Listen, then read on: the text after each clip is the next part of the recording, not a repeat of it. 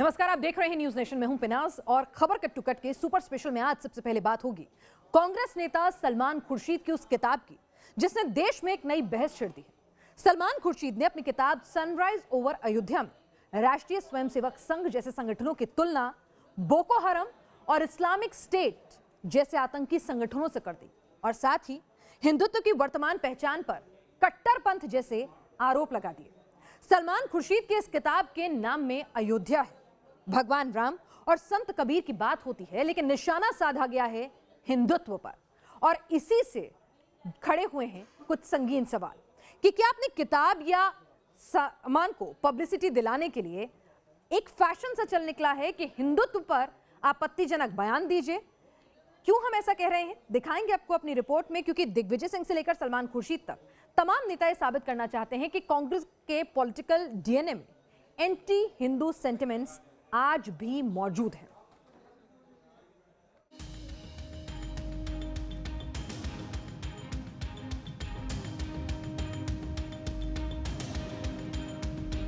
Sunrise over Ayodhya नाम की इस किताब को खोलिए और आपको सीधा वो पन्ना दिख जाएगा जहां हिंदूवादी संगठनों का हवाला देकर हिंदुत्व पर अटैक की कोशिश नजर आती है। जो इन पन्नों में लिखा है, सलमान खुर्शीद ने किताब में लिखा है कि हिंदुत्व का मौजूदा स्वरूप साधु संतों के सनातन और प्राचीन हिंदू धर्म को अलग कर रहा है, जो हर तरह से आतंकी संगठन आईएसआईएस और बोको हरम जैसे जिहादी इस्लामिक संगठनों की तरह है। हिंदू धर्म को किनारे लगाता ये हिंदुत्व का राजनीतिक रूप आईएसआईएस और बोको हरम जैसे जिहादी संगठन जैसा ही है। सलमान खुर्शीद के शब्दों से कैसा राजनीतिक भूचाल उठा, ये भी आपको दिखाएंगे, लेकिन पहले जरा पहचान लीजिए उस बोको हराम और इस्लामिक स्टेट को जिससे हिंदूवादी संगठनों और वर्तमान हिंदुत्व की तुलना की गई है। इस्लामिक स्टेट वो आतंकी संगठन जिसने हजारों बेगुनाहों को मौत के घाट उतार दिया। ये वो आतंकी संगठन था जो भरे बाजार औरतों की बोलियां लगाता था, इस्लामिक स्टेट की दहशत को बढ़ाता था, बेरहमी से लोगों के गले रेतने का आतंक। इस्लामिक स्टेट का आतंक वो दानव था जिसने फ्रांस और बेल्जियम तक को दहला दिया।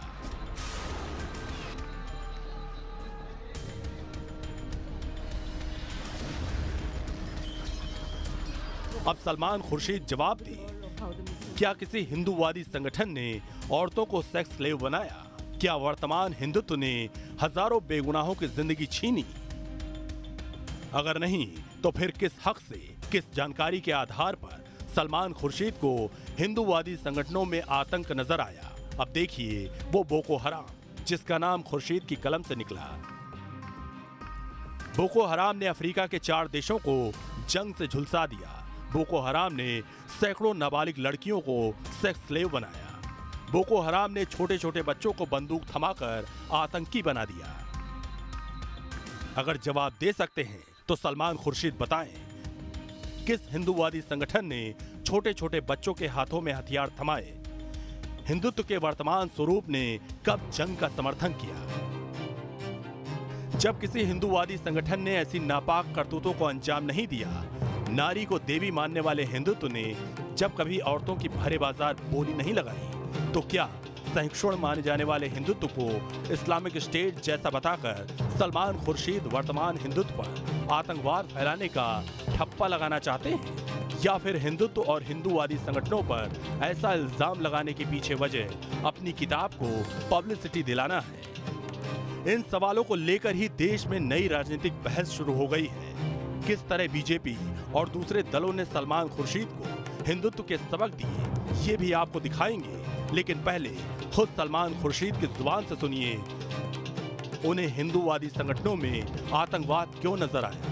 इस किताब के बाद जो कट्टर हिंदूवादी संगठन है उनके निशाने पे आ गए, उनको क्या जवाब देंगे आप? कोई जवाब नहीं देंगे, हमें क्या जवाब देना है? उनके निशाने पे हम आ गए इसलिए कि उनको कहीं खुजली होती होगी, तो इसलिए उनके निशाने पे आ गए, हम उनको जवाब क्यों देंगे? वो अपने खुजलाएं, उनको खुजलाना है वो खुजलाएं। जिन पर आतंक जैसा घटिया आरोप लगा दिया, उन हिंदूवादी संगठनों को सलमान खुर्शीद जवाब भी नहीं देंगे। खुजली जैसे शब्दों का इस्तेमाल करेंगे तो करारा रिएक्शन आना लाजमी था और आया भी। एक सुर में बीजेपी से लेकर शिवसेना तक ने सलमान खुर्शीद और कांग्रेस को हिंदुत्व के असली मायने समझा दिए। न्याय सिस्टम का, पद्धति का और न्यायाधीशों का भी अपमान किया है। जब फैसला हो गया, शांतिपूर्ण सब ने मान लिया, दंगा नहीं हुआ, तो कांग्रेस की और कुछ नेताओं की वो साजिश पूरी तरह से फेल हो गई। वो चाहते थे इस समस्या सदा बनी रहे, परंतु शरीर मन बुद्धि के अंदर जो बेईमानी है वो उनको सत्य और सही को स्वीकार करने से रोकती है। पानी में मछली रहती है तो जिंदा रहती है, और मछली जब पानी के बाहर निकल जाती है तो उसका जीवन एकदम संकट में पड़ जाता है। तो कांग्रेस एक तरह से इस प्रकार के बयान दे करके यह दिखाना चाहती है कि वह सत्ता के बिना एकदम तिलमिलाहट में है, बौखलाहट में।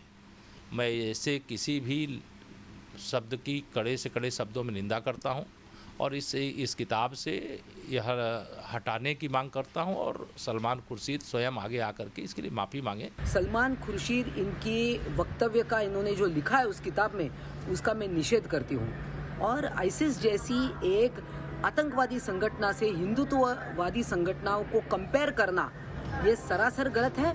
हम इसका निषेध करते हैं। और तो संघ और विश्व हिंदू परिषद जैसे संगठनों को लगातार टारगेट करने वाले असदुद्दीन ओवैसी भी सलमान खुर्शीद के इस एंटी हिंदू ख्यालात पर चुप रहे। मीडिया ने सवाल ऊंची आवाज में पूछा, लेकिन ओवैसी ने धीमे से भी सीधा जवाब नहीं दिया। सलमान खुर्शीद ने सर किताब लिखी है, ये सलमान साहब से सनराइज ओवर, ये सलमान साहब कहेंगे, हम नहीं कहेंगे, वो कहेंगे। सलमान खुर्शीद की किताब में बिना किसी सबूत हिंदुत्व पर आतंकवाद जैसे आरोप लगा दिए गए। आतंक के इल्जामों पर सवाल पूछा गया तो सीना ठोक कर बोल दिया कि जवाब भी नहीं देंगे। तो क्या खुर्शीद हिंदुत्व की सहिष्णुता को कमजोरी मान चुके हैं? क्या खुर्शीद को लगता है कि हिंदुत्व पर मुंह उठाकर कुछ भी बोल दे सब सुन लिया जाएगा?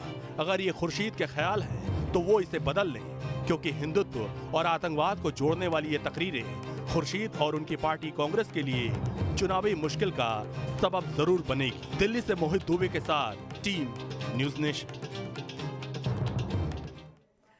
सलमान खुर्शीद की कलम से निकले इन शब्दों ने एक बार फिर कांग्रेस पर एंटी हिंदू एजेंडा चलाने का आरोप मढ़ दिया है, क्योंकि खुर्शीद अकेले ऐसे नेता नहीं हैं जिन्हें हिंदूवादी संगठनों से बिना सबूत परेशानी हो गई है, जिन्हें हिंदू धर्म की सहिष्णुता में नफरत की बू आती है।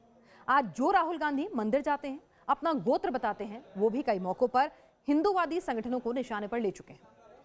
मार्च 2014 में राहुल गांधी ने कहा था कि आरएसएस के लोगों ने महात्मा गांधी की हत्या की थी। राहुल के इस बयान पर मानहानि का मुकदमा दर्ज हुआ था। 24 अगस्त 2018 को राहुल गांधी ने इंग्लैंड में एक आयोजन के दौरान कहा था कि हम ऐसे संगठन से संघर्ष कर रहे हैं जिसका नाम आरएसएस है और वो भारत के मूल स्वरूप को बदलना चाहता है।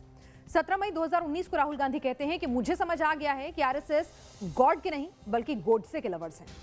तो क्या ये माना जाए कि सॉफ्ट हिंदुत्व का जो पैगाम कांग्रेस के चुनावी कैंपेन से आ रहा है वो सिर्फ एक पर्दा भर है? असल में कांग्रेस का पॉलिटिकल डीएनए हिंदुत्व के लिए कतई सॉफ्ट नहीं है।